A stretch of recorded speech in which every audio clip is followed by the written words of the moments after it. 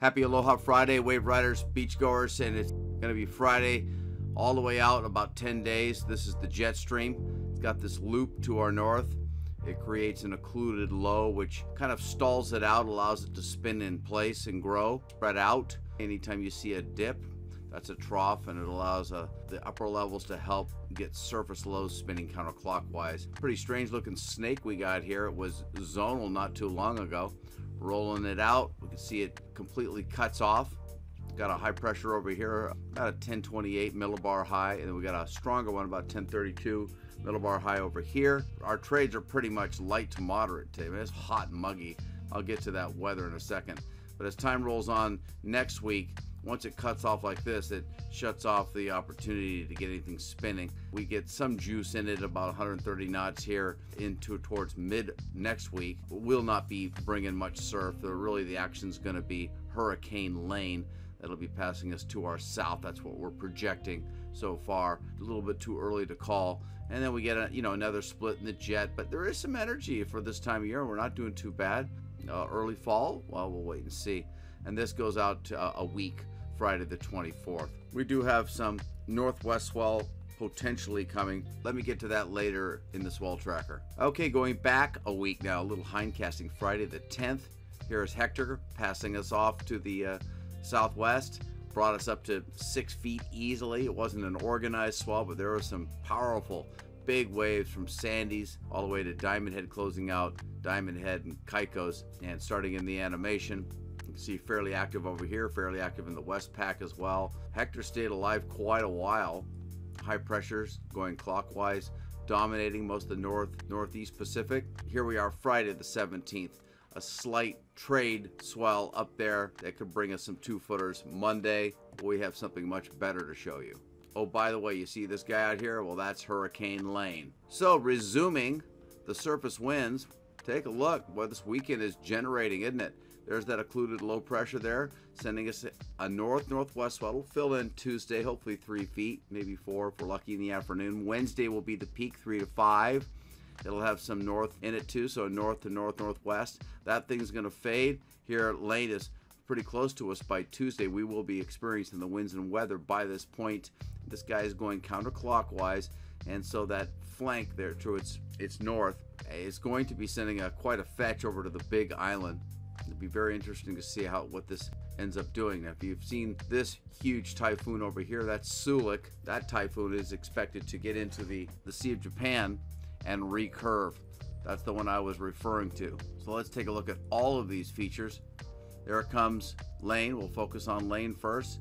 Expected to follow the track of Hector and miss us, thank God, but it is too early to make that claim.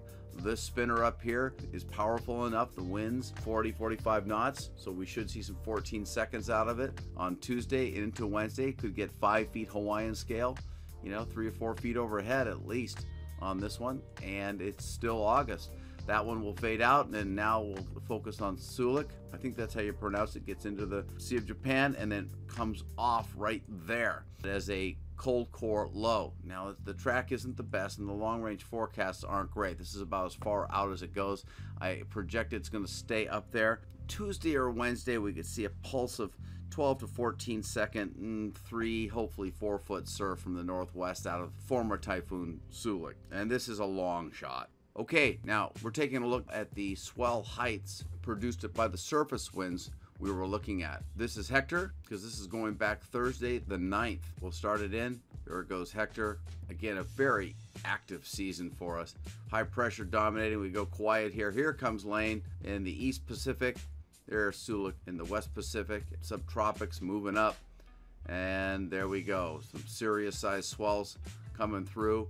Definitely potential warning level southeast swell, and what a season it has been. Luckily, we have not been hit yet. So as Friday the 17th, Lane's the main guy. This next swell for the north swell Tuesday, Wednesday is the next most important, and then Sulak out here, I'll give it a 3rd place. Okay, let's take a look at the swell periods. None of the south swell reached us. We're sitting here at about 20 north, 160 west. These lines, these periods over here, former Hurricane Hector, Starting these in, you can see more south swell slamming Baja. There's Typhoon Sulak sending that energy out. Here comes our north swell, north-northwest swell for Tuesday, Wednesday. That's making its way down as the longer period swell from Lane reaches us. So Lane reaches us first with the swell and then the north swell. But clearly, we've got a lot going on. Okay, let's go to the land down under. The jet stream northern branch is still dominant. All these blue areas showing the high pressure. Actually, it spins counterclockwise down under, clockwise above the equator. Anyway, we don't want to see that. We want to see deep reds and purples coming right up the east coast of New Zealand. Hardly seen any of that this summer. We don't get much of our swell from the north jet, but it does help support and feed Tasman Sea swells, and I'll get to that in a moment. Let's see what this guy does. You can see a nice meridional flow, but the winds are only 100 miles an hour, and it is pointed out of our swell window. Kind of more of the same. Southern branch just lousy. There comes that high pressure again. The southern branch zonal, although it does seem to pick up a little bit more energy as time goes on, but then it starts to split again late in the forecast. More energy is sneaking out Saturday the 25th. We'll see if that amounts to anything. We're going to look at surface winds. We're going to go back Friday the 10th. This spinner right here under French Polynesia is the reason why we're seeing the current south swell. And there are some sets here and there. The winds just weren't very strong, 35 mile per hour gales. But the proximity did allow this to make its way up, and we have seen some shoulder high waves. And then we go back to either missing our swell window. You saw the swell period lines in the animation prior. These are the guys, they're out of our swell window. We're just out of view, out of the window. There is some energy in the TAS, but what you're seeing there is not going to make it to us. Just a bad setup overall, course of an entire week. But anyway, I just wanted to show you why we're seeing what we're seeing today.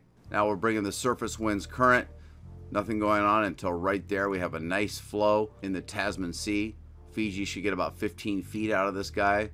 Wave Watch 3 showing 12 feet 15 seconds, so I'll bet you the guys are heading down there. That'll be about Wednesday the 22nd for Fiji. And for us, oh boy, maybe the 27th, but just about a foot and a half, 14 to 16 seconds. If we get some 3-footers out of it, we'll be grateful. The reason why Fiji gets so big is so much closer. The open ocean swells from these storms lose about half their height every 1,000 miles. And all these South Pac Islands here act as a cheese grater. They're really much harder to predict. They're a lot less consistent in general. Tasman Sea swells. This is not going to be anything special for us, but it will be for Fiji. Rolling these things out a little further, that is gone by Tuesday the 21st. This tracks down the wrong way for us. Then we go zonal. We may see a little bit of sideband swell out of that last system that pops on these models 7 days from now.